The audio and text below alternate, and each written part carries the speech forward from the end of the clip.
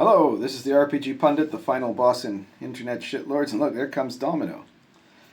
she's on her way here. Just finished preparing my, finished preparing my coffee. I wasn't going to do this video quite yet, but then I saw that some people were making some very silly notions about things, and I saw, what the heck? She's okay, folks. It just looked like she fell, but she didn't really. She landed perfectly fine. But I don't know what she's got in her mouth there. I think that's a piece of rice noodle. Uncooked rice noodle. I don't think she's going to eat that anyway. All right, sorry guys. In any case, what I was saying is that I had seen... now there was this announcement regarding the 5.2 Creative Commons license or whatever for D&D, that Wizards has just come out and they made a call to writers, please come make products for our new 5.5 edition game, right? Make third-party products. So the reason for that is obvious. They're unbelievably desperate. They have no idea what they're doing at this point, right? They've lost their entire brain trust, right? They're left with a bunch of imbeciles that were essentially nepotism hires, right? And I don't think any of them have a plan. I don't think anybody there has a plan of what they're doing. So they said, well, I know what we need right now is to keep things to build up interest is like third-party products, and then those people will whatever, right? The problem is nobody trusts them anymore, right? And they've been doing this. They've done too many things wrong. They're trying to promote this Creative Commons, and people are like, well, yeah, but you're just going to steal all our work or something like that, which technically is potentially true, because if I'm understanding correctly, I mean, I actually haven't looked at the newest version of this, but even in the older versions, if you did something, Wizards of the Coast, you owned it, but Wizards of the Coast had the right to put it in their stuff too, and they didn't have to pay you for that, right? So like if you had invented, I don't know, the combat wheelbarrow, and somebody at Wizards thought that was really cool, then they could just take that, put it in one of their books, don't have to pay you, right? Which, it's not a big deal really, but I guess it's kind of a deal. Probably, like, if they were smart at Wizards, what they would be doing is if they saw you made something really awesome that worked well, they could publish it, right? Like, and you'd get a share, but they'd take more because they're the big corporation, but you'd make a lot more money than you would otherwise, right? And everybody would be happy. But anyway, this isn't actually the topic. But this finally, like, the fact that there's been such a strong fan reaction against this was the last straw to convince me to talk about the topic I actually want to talk about now, as opposed to waiting any longer. So, because the other thing that has been happening, besides that it's super clear that D&D 5.5 is dead in the water, is that there have been people talking now about what's going to replace it. What's going to take its place, if anything. Is it over? Is everything done, right? Is it the apocalypse for D&D or whatever, right? And I've seen some pretty foolish people that are thinking a lot of different foolish things. The one that took the cake, which is lucky for everybody else, because there are other foolish things that people were saying, and I'll probably get to those in a bit. But the one that took everybody else by a mile was the video person, the so-called influencer that believes that Dungeons and Dragons will be replaced by Daggerheart. Now, if you don't remember, Daggerheart is the almost RPG system created for Critical Role, although technically it's created by Critical Role. We don't even know if they're actually like using it in their show or something. Actually, I've heard, I don't know, but apparently there's like problems within the group, right? Like the band might be breaking up, and so I don't know if there's even going to be another show of theirs or whatever. And Daggerheart, everything that everybody has looked at it is that it's garbage mechanically, right? Because none of these people, there were all these, it wasn't, if it wasn't him, it was the other guys, right? There's like all of these different influencers that the moment the OGL crisis happened said, screw you, we'll make our own RPG with, well, not with hookers and blow, because that's not, they're way too woke for that. But, with whatever things they like, kombucha, and then it turned out that, they said, you know what? Actually, screw the mechanics, right? Who cares? We can do whatever we want. Because not one of those games is any good. And they will be limited very much to the most ardent fandom of the individual, like Matt Mercer or whatever, right? The people that really like him, maybe they will buy Daggerheart, but it's not going to replace D&D. And so what I wanted to explain is that D&D, if Wizards of the Coast says, we're not doing it in-house anymore, we're shutting it all down, forget it, this isn't working for us, D&D is over. And I'm not saying that's going to happen for sure, but it is increasingly looking that way, okay? It's like the probability of that is higher, is what I mean to say. I'm not saying it's going to happen, but I'm saying that it's a much higher probability now than it was a week or two ago, right? So if that happens, D&D is going to be replaced by something. It's not going to be replaced by Daggerheart or MDMX or whatever the hell that other game is called, right? It's not going to be replaced by story games. It's not going to be replaced by Pathfinder again. So what D&D is going to be replaced by is going to be D&D, obviously. But before I carry on with that thought, let me point out to you, Baptism of Fire, gold bestseller, fantastic D&D founded OSR RPG, right? In other words, this is an OSR game based on the original rules of the original game. And it has tremendous variations too, right? It's a game that you are playing in 11th century Poland. It's got all the real magic and mysticism and monsters of the medieval era, as opposed to kind of like the fantasy era or the fantasy style of normal D&D. It is, it's centered in a real world. It's got all kinds of mechanics for sandbox play. It's got all kinds of mechanics for fast action and things like that, right? And then you got something like Sword and Caravan here, right? This is a world book playable with any OSR game.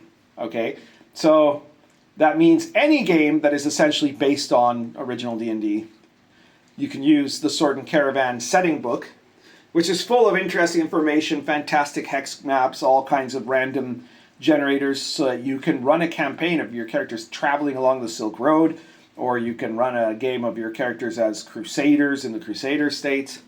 There are timelines, there's all kinds of info, there's new classes, there's magic, monsters, again, all based on the actual authentic setting, right? And you can very easily adapt it to whichever D&D system.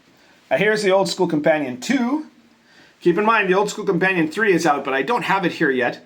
And that one is a great source book full of stuff filled with medieval authentic material. There's magic, there's medieval authentic colleges, medieval authentic cities, medieval authentic activities and intrigues and adventures of the upper classes, and lots of other great stuff. The Cult of the Saints. There's tons of monsters in there and some magic items and some secret societies. And so you should totally check out the Old School Companion 3 if you don't have it yet. But if you didn't get the Old School Companion 2, this is the different one. Because Old School Companion 1 was just like 3. Number 2, it has 26 sandbox-style adventures that are all based on medieval folklore, legends, mythology, folk tales, and occasionally folk songs. Okay? And you can run them with any system that is OSR based. Now, this is an ad, of course, but my own ad, I mean. But I'm making a point here because perhaps by now you have kind of figured out that D&D will be replaced by D&D in the sense of what will thrive in the absence of an official D&D would be all of the small press and third party and indie publishing that will boom in a way that you never believed, right? So I don't think, first of all, no one needs Daggerheart or any other crap to save them. And I don't think there's anything to particularly fear if Wizards shuts it down. In fact, all it's doing is ending our pain, right? It's ending the humiliation of what they've done with it. Right? It's the same thing I feel at this point about like Star Wars movies and Doctor Who, you know, especially Doctor like something I loved all my life from like from childhood to and I could never have imagined not even watching the episodes. Right now I just want it to die so that it stops being a humiliation to what once was, you know. And that's the same thing here. It's the same thing with D&D. Right now, don't get me wrong, if WotC shuts down D&D, then there's a very good chance that some other company or group that will be at exactly the right place at the exactly right time will come up with some sort of 5th edition near clone, right? Something not unlike what Pathfinder did with 3.5 edition. Now, it's not going to be Pathfinder. I think it's very difficult that it could be any of the kind of companies at the very top tier. But it's also very difficult for a bottom tier company to do it in the sense of like, if your company, it's like, well, I mean, if it's like Presses Intermedia or it's like Mad Scribe Games, love them both, wonderful companies, but they're essentially all but, you know, 1 or 2 man shows, right? They're practically just, you know, like a guy with an inkwell there, right? So they're not going to have the resources. But there's some level in the middle where there might be someone who would, right? And that they might get around to being able to make something like that. And the interesting thing will be what happens when it does that. Obviously, D&D was outcompeted by Pathfinder when D&D was in 4th edition. 5.5 edition is much worse. And, you know, they could do this already, right? Somebody could come up with this any time in the next little while. What's very clear is that 5.5 has failed, right? And so this would be an ideal moment for someone to come in and do a near clone of 5th edition without all the crap. And, you know, but it's a tricky move because it has to be someone that would be able to fully appeal to the majority of the 5e crowd without pushing away people for ideological reasons at the same time, right? Neither pushing away necessarily the people who are like kind of drama student club, you know, or whatever, and nor pushing away the grognards. Which means the company that does it would need to make like a politically neutral version of the game. And that would obviously be the ideal, actually. That would be the right way to do it. You don't necessarily need it to be a super woke game. You don't necessarily need the game itself to be somehow, you know, like MAGA or some nonsense. Like there's no point in adding any of that to a fantasy setting as such, right? And you know, the idea should be that it should be about reflecting a real setting, not about bringing real world politics into RPGs. That's why I say no company I know of can do it right now, right? Because I don't know any of them that would be able to get away with that. Maybe, what is it, like maybe Troll Lords, right? But I don't know. I'm not sure they would do it, and I think even they would be like, there would be a powerful anti-movement campaign against them there, but it's possible. The other person that could theoretically do it is maybe Kelsey Dion, the creator of Shadowdark. But again, Kelsey's one person, right? Well, one person and her wife, right? Who's apparently the marketing genius behind this, right? So they would have to create a whole infrastructure. That's also possible. And so it is possible that one particular game might do it. But I think if Kelsey were to do it, for example, or I think actually the really clever thing to do with it would be to have a game that was more like an OSR 5th edition hybrid, right? Instead of just trying to clone 5e, the thing you could do is use those mass market traits, all the corporate training, right, to make a game that will be really appealing to 5e players, but have some of the old school principles that they will find new and exciting, and then go in with it, right? And some people are saying, well, it could be Shadow Dark, right? Well, I'm not sure it could be Shadow Dark. I'm not sure if Shadow Dark is not a bit too far away from 5th edition for that to work. But maybe it could, and again, Kelsey Dion might be the person to do it. I'm not guaranteeing it. It's not my wish in particular, and I'm not against it, but she seems to meet some of the potential traits, right? The other thing that'll be really interesting to know would be if, let's say Wizards shuts down. They kicked everyone out. Mackenzie de Armas has to go back to the group home. Everybody's got Justice Armins being followed by ice or something. And then, they all of a sudden, Company X, whatever it was, let's say Troll Lords, right, creates, D&D 5.50, right, or whatever. And then they 5.52, I guess it would be. Whatever they decide to call it, right? It won't be Pathfinder, I guess. They won't call it Dungeons and Dragons, obviously, but whatever they call it, it's obviously that. It's obviously meant to be the Pathfinder to 5th edition, the same way Pathfinder was the Pathfinder to 3rd edition. And they start to, let's say they start to do really well. Right? What happens there? Because obviously there's going to be some idiot in a fancy suit that's going to call and go, what the hell have you done? You shut down the whole thing, and now there's other guys making money that we could have made, not realizing that they can't make it because they lack the competency to make it, right? And they would need to change their executive structure and all of their employees to do that. However, maybe they've already fired all their employees there, and then there's another question. So, what do they do? I think that if there was a third-party product that was not official D&D, not sanctioned, right? It's the Pathfinder scenario, they would probably, there's a slim chance they might be really idiots to say, oh no, we can actually make it here. And they'll start trying to rev things up again, and they'll make all the same mistakes. Because unless they have a massive overhaul of everybody who works there, it won't work, right? But then the other possibility, I think the bigger possibility, especially if they've already shut everything down, would be that they would license it out at that point, right? Now, maybe that's what their plan is right now. I'm not saying it's not their plan to try to license it out right now. The question is, who's going to want that license, and they'll probably have a hard time finding a license for what they would want to get for that license, because they still have this dream. It's a beautiful dream in a way that Dungeons and Dragons is worth $1 billion. It isn't. It never will be, probably. But it's a beautiful dream, and they're gonna be trying to milk it for all they can get, right? And so at first, they might try to do a license, and it might not.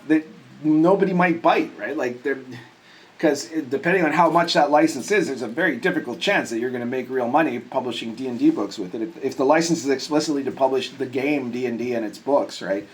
And not to do video games or other merchandising stuff, right? Because presumably Hasbro will probably keep doing those parts. They're just going to shut it down any new books, right? But then after, if somebody does create a Pathfinder of 5th edition, and it looks like they're doing well, so a lower range company might be willing to buy a license at a lower price from Wizards to be able to put, we're the official D&D, the real D&D, and then do competition with them. And that could start out a whole other cycle of people fighting about things in the gaming hobby. So all of those are really plausible positions. What is not plausible is that for any significant length of time, a non-D&D game, a game that isn't built on D&D, will end up taking the place of D&D. It might happen for a little while. It did in the 90s. There was a short while where Vampire might have outsold 2nd edition D&D, right? That can happen, but only for a little while, because D&D is different from everything else.